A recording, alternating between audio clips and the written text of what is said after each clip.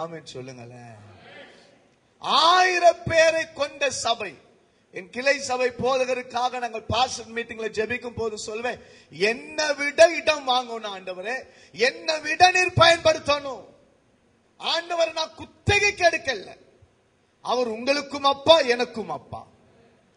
ஒரு மாதிரி பாக்குறீங்க, நான் உங்களை விட போறதில்லை. ஆமென்.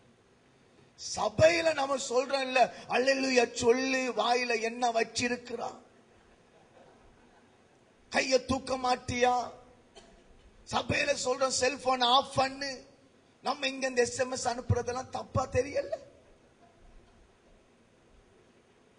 சபையில சொல்றோம் அதான் செல்போனை எடுத்து ஓடுறான், மிஸ் கால் வருது, அப்படியெல்லாம் சொல்றோம் இல்ல. நம்ம மாறுனா சபை மாறும். என்ன மறைச்சு பாக்குறீங்க? நான் காசிமேட்ல இருந்து வந்திருக்கிறேன், எல்லாம் மீனவர் தான் இருக்கிறாங்க, அதனால பயப்பட மாட்டேன். மாற வேண்டியது நான்.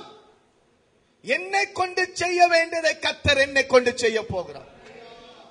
ஆக நான் என்னுடைய வாழ்க்கையிலே நான் ஒரு தவறான ஒரு சிந்தனையோடு 4 பேர் செயல்பட்டார்கள். ஆனால் ஒரு மனிதன் கட்டுவேன் கட்டுவேன் கட்டுவேன் என்று கட்டி முடித்ததை போல நீங்கள் இந்த சென்னையை புரட்சி பண்ணுகிறவர்களாக, யுத்தம் பண்ணுகிறவர்களாக மாற வேண்டும். நாம் கொஞ்சம் கொஞ்சமாய் குளிர்ந்து போகிறோம், மற்றவர்களை பார்த்து பொறாமைப்படுகிறோம். நாம் பார்ப்பதெல்லாம் எனக்கு அவரை மாதிரி 2 மார்வாடி இருந்தா சென்னையில சிட்டில நான் ஒரு இடம் வாங்குவேன். நல்லது, கர்த்தர் மார்வாடி உங்களுக்கு காமிக்கல. எனக்கு அவரை மாதிரி பிசினஸ் மேன் இல்ல. நான் பார்க்கிற ஊழியர் உங்களை சொல்லல, நான் வட சென்னை சொல்றேன், நீ நல்லவங்க. எல்லாரும் என்ன பாஸ்டர், எனக்கு உங்களை மாதிரி 2 பேர் இருந்தா உலகத்தை கலக்குவேன். ஆண்டவருக்கு தெரியும் 2 பேர் உனக்கு கொடுத்தா நீ என்ன ஆவாய்னு. ஆட்டுக்கு ஆண்டவர் வாழை அளந்து வச்சிருக்கிறாரு. ஆடு சொல்லிச்சா எனக்கு மாடு மாதிரி வாழ்த்தாங்க. ஏன் ஆட்டுக்கு வால் அளந்து வச்சிருக்கிறான்னா அது கிட்டி கிட்டின்னு ஆட்டிட்டே இருக்கும், டிஸ்டர்பே இருக்காது. அது என்ன ஆட்டுனாலும் யாருக்கு அடி வாங்காது. ஆனா அந்த ஆட்டுக்கு மாடு மாதிரி வச்சிருந்தா அது போறவன் வரலாம் டிஸ்டர்ப் பண்ணும். அதனாலதான் எனக்கு கொடுக்க வேண்டியதை கொடுத்திருக்கிறாரு. இன்னைக்கு நான் வளராததுக்கு காரணம், ஐயோ பாஸ்டர் மோகனுக்கு அப்படி இருக்கிறாங்க, பாஸ்டர் கல்யாணகுமாருக்கு அப்படி இருக்காங்க, பாஸ்டர் சாமுவேல் ராஜுக்கு அப்படி இருக்காங்க. பேசி பேசி அங்கே உட்கார்ந்து இருக்கிறோம் ஓட்ட சேர்ல. மாறணும் மாறணும். சிலர் என்ன மறைச்சு பாக்குறீங்க, மாறணும். ஏன்னா வெளிப்பாடு வந்திருக்கிறது, சபையை நான் கட்ட போகிறேன். நான் வந்தது சபையை கட்டுவதற்காக, சென்னையை மாற்றுவதற்காக, புரட்சி பண்ணுவதற்காக.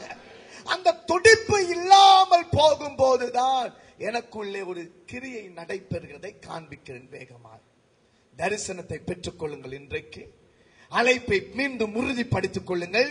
பாதாளத்தின் வாசல் உங்களை மேற்கொள்ள முடியாது என்றால் முடியாது.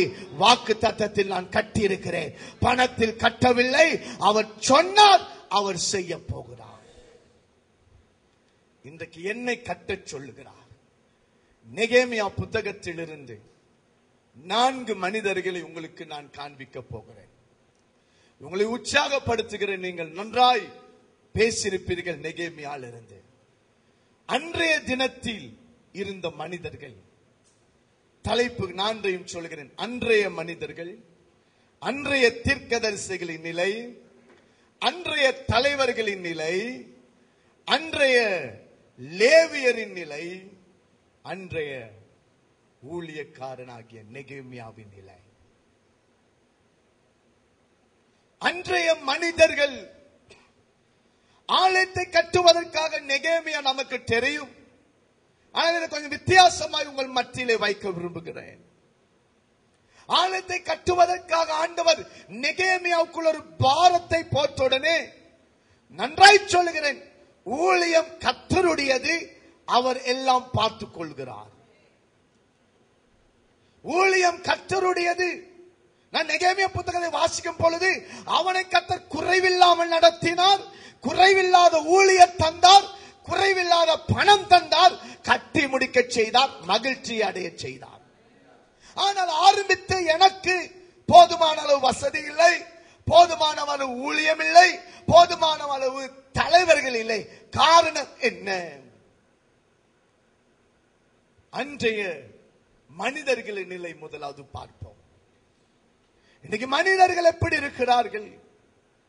அந்த தரிசனம் வெளிப்பாடு வர வேண்டும். நெகேமியா 1:2-3.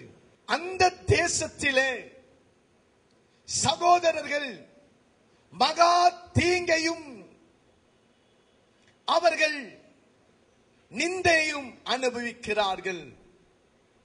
மனிதருடைய நிலை, ஒரு மனுஷன் சபையை கட்ட வேண்டுமானால் முதலாவது அவன் அந்த பட்டணத்தின் நிலையை அறிந்து கொள்ள வேண்டும். நெகேமியாவை குறித்து பேசும்போது சொல்லுகிறேன், அவன் முதலாவது கேட்கிறான். ஒரு ராஜாவுடைய அரண்மனையிலே ஒரு பந்து விசாரிக்கிறவன் தான். ஆனால் அவனுடைய வேதனை என்ன என்றால், என் ஜனம் எப்படி இருக்கிறார்கள்? மனிதருடைய நிலையை அறியாமல் நான் ஊழியம் செய்ய முடியாது. உங்கள் பகுதி மக்கள் நிந்தையோடு இருக்கிறார்கள், வேதனையோடு இருக்கிறார்கள். அலங்கம் சுட்டரிக்கப்பட்டிருக்கிறது. தேவன் வாசம் பண்ணுகிற ஆலயத்தில் தேவன் இல்லை. அந்த நிலையை அறிந்திருக்கிறோமா?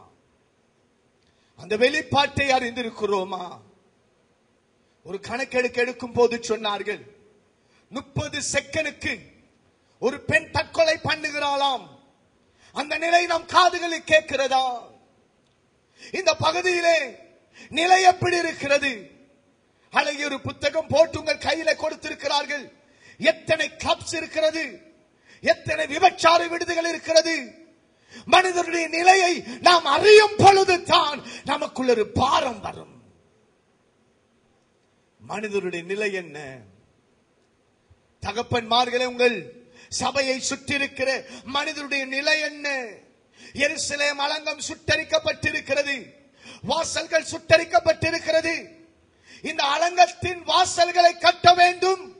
ஆனால் மக்கள் சுவர் இல்லாமல் வாழ்ந்து கொண்டிருக்கிறார்கள். சத்துருக்கள் வந்து கொண்டிருக்கிறார்.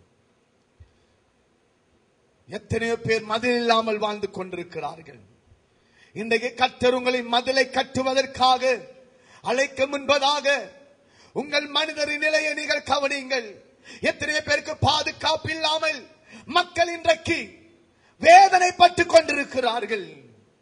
5ஆம் அதிகாரம் 1ஆம் வசனம். ஜனங்களுக்குள்ளே அநேகரும் அவர்களுடைய ஸ்திரீகளும் யூதராகிய தங்கள் சகோதரன் மேல் முறையிடுகிற பெரிய கூக்குரல் உண்டாயிற்று. ஒரு பக்கம் கூக்குரல், ஒரு பக்கம் நிந்தனை, ஒரு பக்கம் வேதனை நம் பட்டணங்களிலே, நம் தேசத்திலே இருக்கிறது. ஒவ்வொரு ஊழியக்காரனும் தேவனுடைய இருதய துடிப்பை அறிய வேண்டும். என் ஆண்டவர் சொல்லுகிறார், என் ஜனங்கள் சங்காரமாக்கப்படுகிறார்கள். அந்த இருதயத்தை நெகேமியா அறிந்து கொண்டான். இந்த காலை வேளையில மனிதருடைய நிலையை அறியாதவர்களால் ஊழியம் செய்ய முடியாது. மனிதருடைய நிலையை இந்த காலை வேளையிலே, என் பட்டணத்தின் நிலை நான் அறிய போகிறேன் ஆண்டவரே. என் பட்டணம் வேதனையில் இருக்கிறது, கூக்குரலிட்டுக் கொண்டிருக்கிறது. நான் அதை அறிந்து அந்த கட்டுக்களை நான் உடைக்க போகிறேன். ஒரு மனிதனுக்கு ஒரு ஊழியருக்கு தேவை என்னென்றால், பிசாசின் வல்லமைகள் உடைக்கிற ராஜரீக அபிஷேகம். மந்திரவாதத்தில் கட்டப்பட்டு கொண்டு போகிறார்கள். பிசாசு சபைகளுக்கு விரோதமாய் எழும்புகிறான். மனிதர்களுடைய நிலையை பார்த்தீர்களா? சபையின் மனிதருடைய நிலையை பார்க்கிறீர்களா? உங்கள் சபை மேல் கவனம் செலுத்துகிறீர்களா? உங்கள் மனிதர்கள் திக்கரையில் இருக்கிறார்கள். உங்கள் மனிதர்கள் கூக்குரலிட்டு இருக்கிறார்கள்.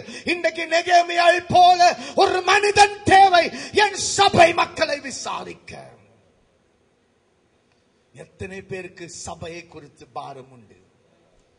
எத்தனை பேருக்கு சொந்த சபையை குறித்து பாரம் உண்டு? எத்தனை பேர் எப்பொழுதும் ஆண்டவரே என் மக்களுடைய நிலை? நெகேமியா கேட்க அவசியம் இல்லையே. ராஜா மாளிகையில் இருக்கிறான், பணத்தின் மேல் பணம். ஆனாலும் நிலையை அறிய அவன் மறக்கவில்லை. சபையை கட்ட முடியாததுக்கு காரணம்,